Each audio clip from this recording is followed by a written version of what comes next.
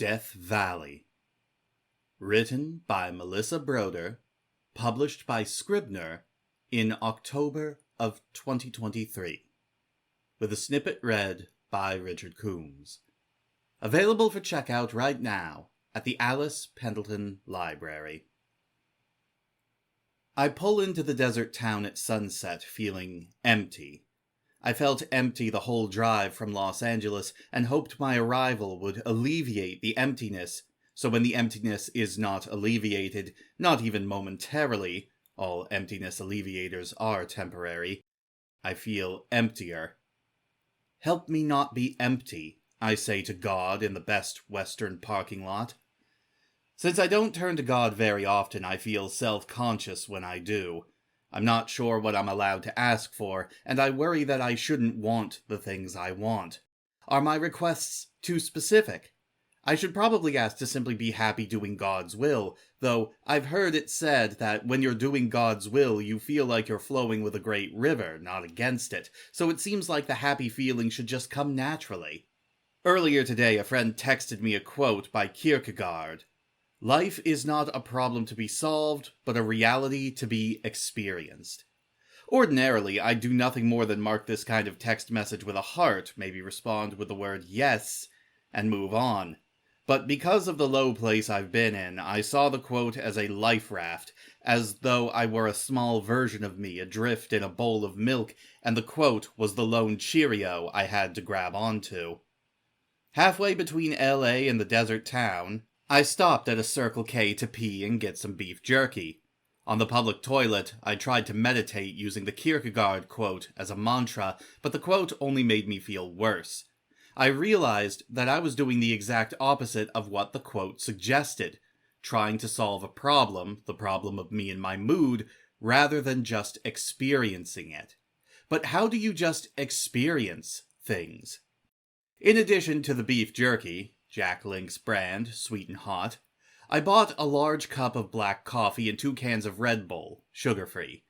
A decision that is now coming back to haunt me in the motel parking lot. Some bad electricity is going down in my nervous system, and I can't tell what's caffeine-induced sensitivity and what could be a real physical problem.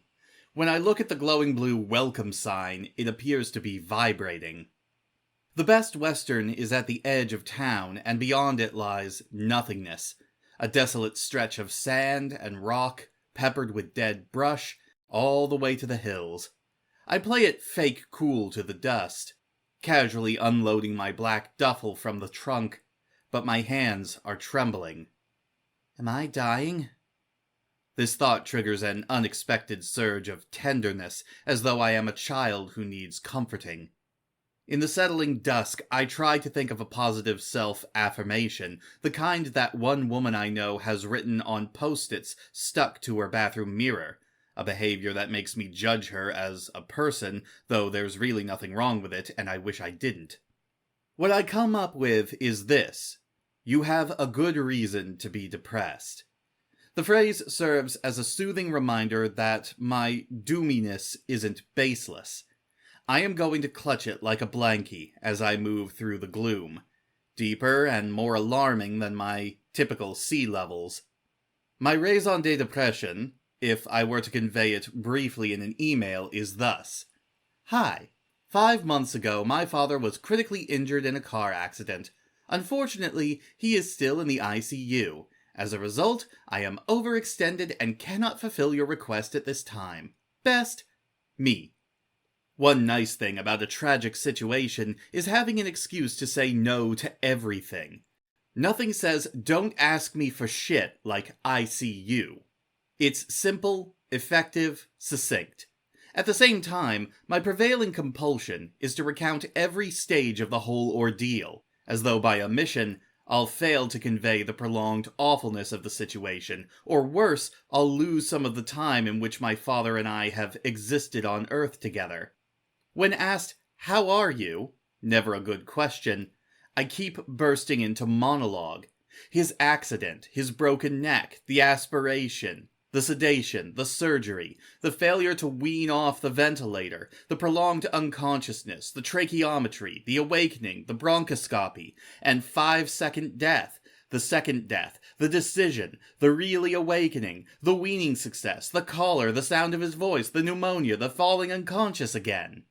Sometimes, mid-monologue, I catch myself calling my father's tracheal tube a trach and his ventilator a vent. A breezy familiarity that disgusts me, as though the life support machines are now my friends. For the sake of narrative clarity, I do my best to organize the flood of events into temporal subheadings, like Unconsciousness 1 and Resuscitation 2.